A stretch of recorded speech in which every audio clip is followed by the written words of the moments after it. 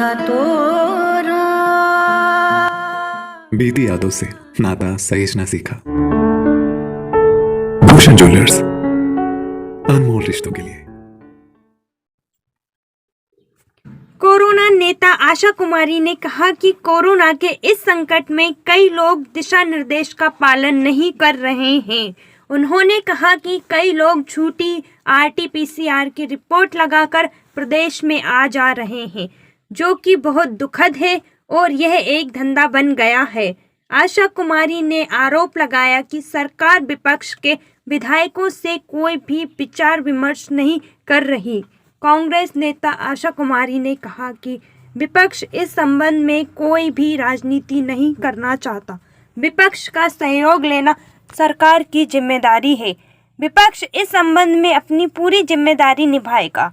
सरकार द्वारा जारी किए जा रहे दिशा निर्देश का पालन नहीं किया जा रहा है, जो कि चिंता का विषय है। लोगों को इस संबंध में ध्यान देना होगा। अगर हम देखें तो ये कोरोना काल में अब हिमाचल प्रदेश में भी संक्रमण के केसेस जो हैं बहुत बढ़ते जा रहे हैं। पिछले कल के 3200 से ज़्यादा केस आए और पर्सनली हमारे लिए ये बहुत चिंता का विषय है कि इसमें लगभग 200 केस जो हैं चंबा ज़िले के थे और 200 में से भी 100 से ज़्यादा केस जो है वो मेरे चुनाव क्षेत्र से थे। डेथ भी हो गई। मुझे सोशल मीडिया के माध्यम से और चैनलों के माध्यम से पता लगा कि मुख्यमंत्री चंबा आए हुए हैं और चले भी गए हैं। बहुत अफसोस हुआ क्योंकि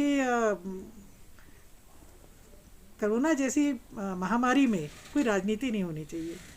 सबके सुझाव हैं, हमारे भी चुनाव, हम भी चुने हुए विधायक हैं, विपक्ष के हैं और ज़िला हमारा है। या तो वो पार्टी की मीटिंग लेने जाते तो हमें कोई इतराज़ नहीं है, पर जब वो सरकारी मीटिंग लें, ज़िले की बैठक लें और उसमें चुने हुए विधायकों को चुन के बुलाएं कि विपक्ष के विधायकों को नहीं बुलाएंगे, ये अफसोसजनक है। सबसे ज़्यादा केसेस जो हैं वो मेरे चुनाव क्षेत्र में आए। डलहौजी मेरे चुनाव क्षेत्र में पड़ता है। वहाँ का जो हॉस्पिटल है वो कोरोना हॉस्पिटल डिक्लेयर्ड है, अभी से नहीं, पहले से ही, पिछले साल से। और अब तो ये आलम है कि कांगड़ा से केसेस जो हैं वो रेफ़र होकर डलहौजी आ रहे हैं। हमारे यहाँ चंबा ज़िला में वैसे ही मैन पावर की बहुत ज़्यादा शॉर्टेज है। ऑक्सीजन के सिलेंडर्स की चंबा ज़िले से 300 सिलेंडर्स की मांग थी। ऑक्सीजन प्लांट तो चालू हो जाएगा, सिलेंडर तो आए नहीं है। सिलेंडर्स नहीं आएंगे, सिलेंडर्स जो मांगे हैं वो नहीं आएंगे, तो ऑक्सीजन प्लांट का बहुत ज़्यादा फ़ायदा नहीं होने वाला है।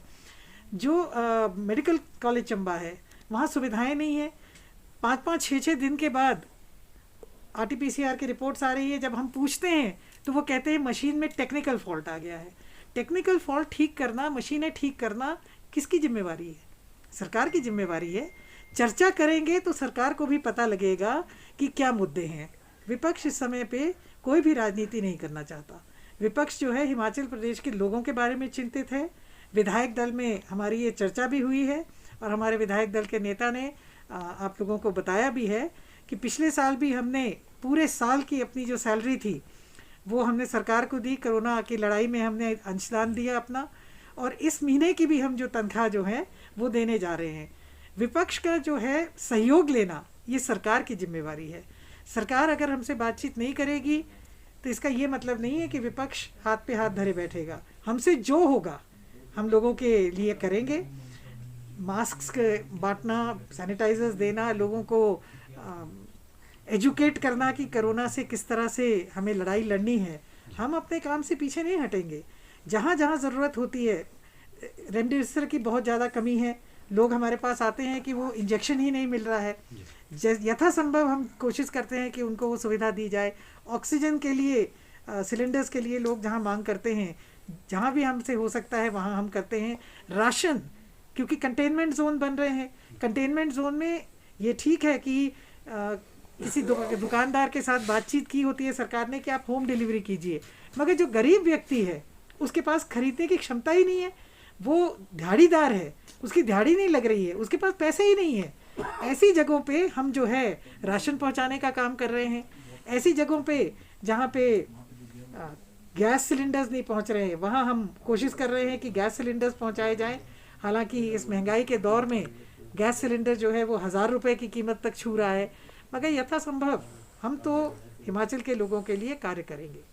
हमारी पहले से भी ये अपील रही है कि जो सरकार द्वारा दिए गए निर्देश हैं, विशेष करके मैंने अपने चुनाव क्षेत्र में तो देखा कि ज़्यादा केसेस आए जो लोग शादियों में नियम तोड़ रहे हैं, जो लोग धाम, हमारे यहाँ धाम देने का जो रिवाज है, धाम में जहाँ पे 20 लोगों की इजाज़त है अब शादी में, और तो धाम बंद कर दी गई है कि धाम बनेगी ही नहीं, मगर धाम भी बन रही है, शादियाँ भी जहाँ 20 का आंकड़ा है वो भारी मात्रा में लोग वहाँ इकट्ठे हो रहे हैं।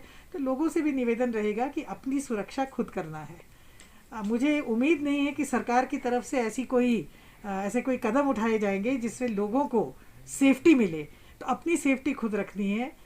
मास्क पहने, यथासंभव हाथ जहाँ धो सकते हैं साबुन से हाथ धोएं, नहीं तो सैनिटाइज़र रखें और अपनी दूरी बनाए रखें। और जो लोग बाहर से आते हैं, क्योंकि ये ठीक है कि अभी इन्होंने बॉर्डर पे ये किया है कि RT-PCR का टेस्ट करना ज़रूरी है, रिपोर्ट्स लेके आना ज़रूरी है, मगर ये दुखद बात है कि RT-PCR की रिपोर्ट्स, झूठी रिपोर्ट्स देने का भी एक धंधा बन गया है बाहर। हमारे प्रदेश में नहीं है, मगर लोग तो बाहर से जो आते हैं वो झूठी रिपोर्ट्स भी लेके आते हैं। तो मेरा ये मानना है कि जो हमारे प्रबुद्ध लोग हैं गांव के या कहीं जहाँ म्यूनसिपल एरिया है, वो ये ज़रूर बताए प्रशासन को कि कोई बाहर से आया है, कोई दिल्ली से आया है, पंजाब से आया है, कहीं से आया है, ताकि उसकी चेकिंग की जा सके, ट्रैकिंग की जा सके। और लोग जो हैं सहयोग करेंगे तो मुझे ऐसा लगता है कि हम इस महामारी को पूरी तरह से जो है पराजय देने में सफल होंगे। हेलो दोस्तों, नमस्कार। मेरा नाम रमेश शर्मा है और मैं जीवन उत्साह न्यूज का मुख्य संपादक हूं। पिछले 2 वर्षों में हिमाचल के अलग अलग जिलों में काम करते हुए हम इस चैनल को आगे बढ़ा रहे हैं। अगर आपने हमें चैनल को सब्सक्राइब नहीं किया है तो आप प्लीज सब्सक्राइब कीजिए। मैं आपको विश्वास दिलाता हूं आप निराश नहीं होंगे। भले आप 1 महीना इस चैनल को फॉलो करके देखिए, आपको मिलेंगे यहां जागरूकता से जुड़ी हुई वीडियो और आपके परिवार, आपके समाज से जुड़ी हुई वीडियो। सर्च कीजिए जीवन उत्साह न्यूज फेसबुक पे और यूट्यूब पे।